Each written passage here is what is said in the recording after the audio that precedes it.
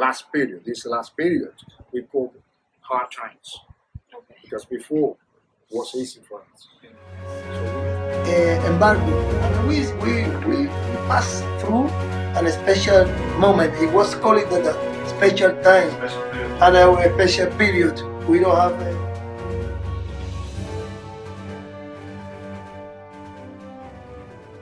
How did the collapse affect Cuba?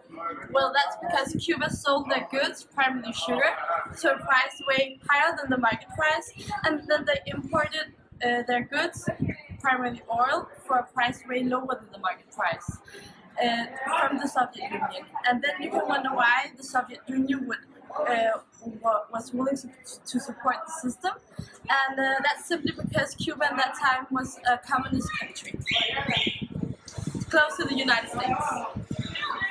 And when the Soviet Union collapsed, Cuba lost 75% of their income, and then the special period began. And then the people were forced to find their income in other places. Cuba's population lost everything. They were out of food, and all the stores and supermarkets were half empty.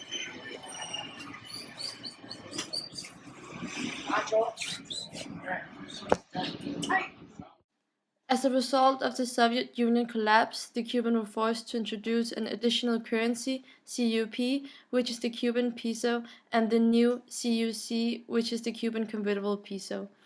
The Cuba we see today is characterized by rationing, poverty, and growth. However, the partially privatized economy is particularly expressed in private accommodation, casa de particulares, where private families earn money by leasing rooms to tourists. On our trip to Cuba, we have focused on the two currencies' impact in Cubans' everyday lives.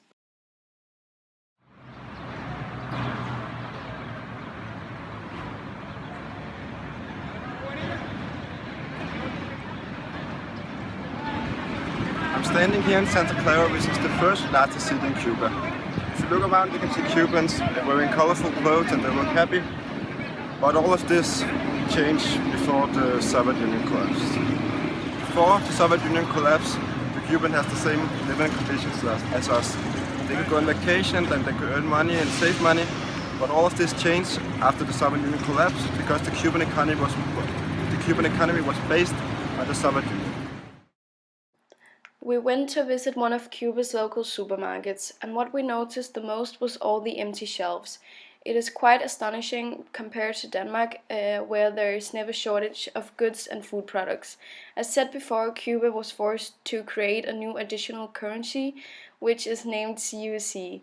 We have asked around if there has been any conflicts regarding this secondary currency.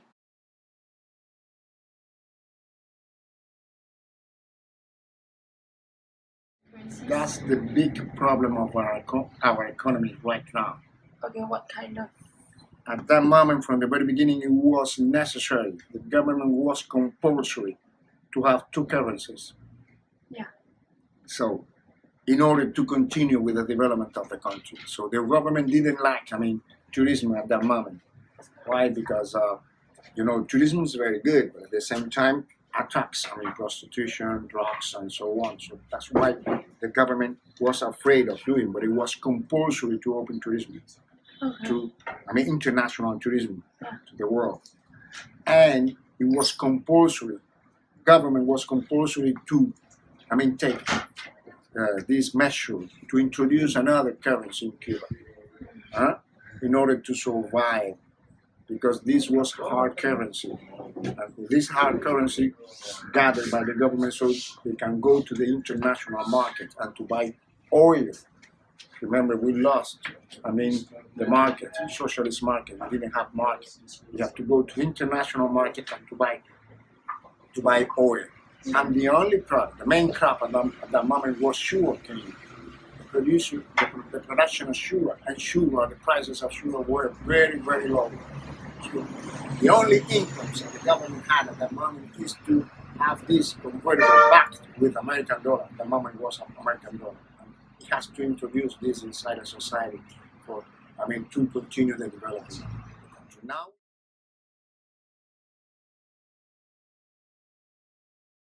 So, yeah. of course, it's easy for Cubans, local people as well, because got the same price everywhere for everyone. Yeah. Because nowadays, if you, for instance, for me, it's easy to have convertibles. For me, Yeah, but for through the tips. But there are people that they work in a factory. Or those people rolling cigars. So maybe they can have, they earn many local pesos, but not convertible. No. And they have to go to the convertible shops in order to buy things. So that's why you can see, I mean, those long queue in places to change money. Oh yeah. Right. Yeah. So if we have just one currency, nobody have to change money. So you have your currency, you have your salary, and you go there and you buy everything in just one shop.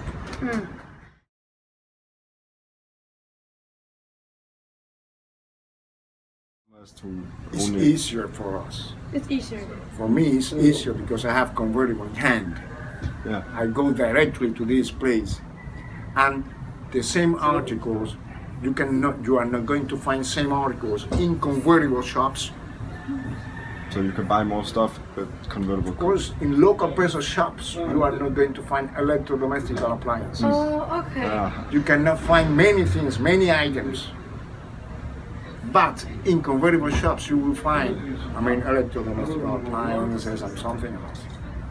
We passed for the special time because the United States government, they put on us embargo.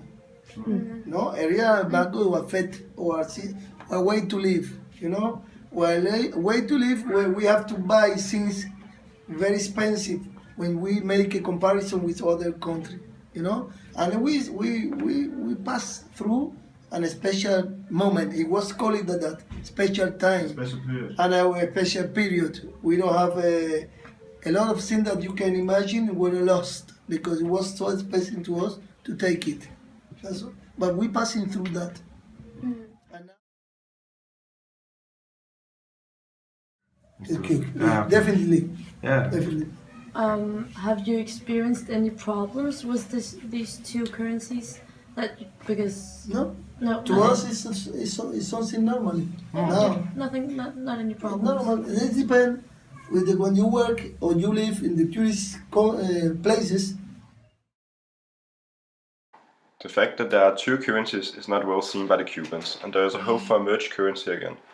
Tourist currency CUC is 25 stronger than CUP, where one CUP is about 30 Danish cent. The introduction of a secondary currency has created more inequality in the Cuban society, since the possibility of trading with CUC has not been available for all Cubans, but only those who work with tourists. CUC also provides access to some special items and some special shops. CSC was introduced in 2004 in the hope of more economic growth and a more stable economy than the former. Moreover, you can say that the economic growth in Cuba in itself has become a more independent and self-supporting country. Cuba's transition is especially seen in the tourism industry. It has increased significantly since 1985, when there were 3,000 visitors a year, unlike 2011, where there were 2.7 million visitors. Instead of staying at a state-owned Cuban hotel, it is now possible to rent rooms in private homes, the so-called Casa de Particulares. Here the money goes to private individuals rather than the state. It is a way for Cubans to make more money, and the income can be significantly higher than being an employee of the state. As CUC was introduced, the tourists paid more for their products than the Cuban people. The idea of CUC was making money on tourists, but also make sure to keep prices low for the locals. But as the Cubans also are beginning to use CUC, the CUC has now reached a level equivalent to the CUP. Therefore, the Cuban government now tries to abolish the CUC, but it is a long process because the state is no longer profiting in having two currencies. Cuba's economy is recovering, but the Cubans' everyday lives are still dominated by rationing and poverty. Cuba's growing number of visitors per year is very positive for the economy.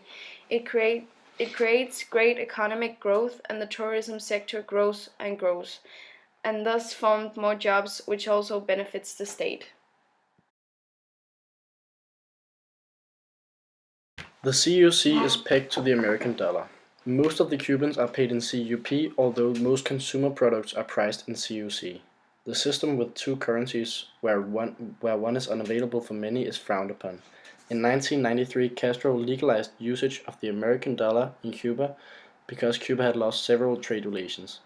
Although use of the dollar had previously led to prison punishment, Castro was forced to accept the dollar because his country was low on hard currency. So-called dollar shops opened up, and the dollar's introduction in Cuba led to more tourism. In this time, the state workers were still paid with COP, which meant they earned a lot less money. In 2004, the dollar was replaced with the CUC. Now we are in better condition. We can do it by ourselves. We can do it with our money, but it's quite difficult for the government to balance and have equivalent of this money, our money, local money, and the converted money. A lot of things that you can imagine were lost because it was so expensive to us to take it. But we passing through that. And now we are in the new period of our life. Okay?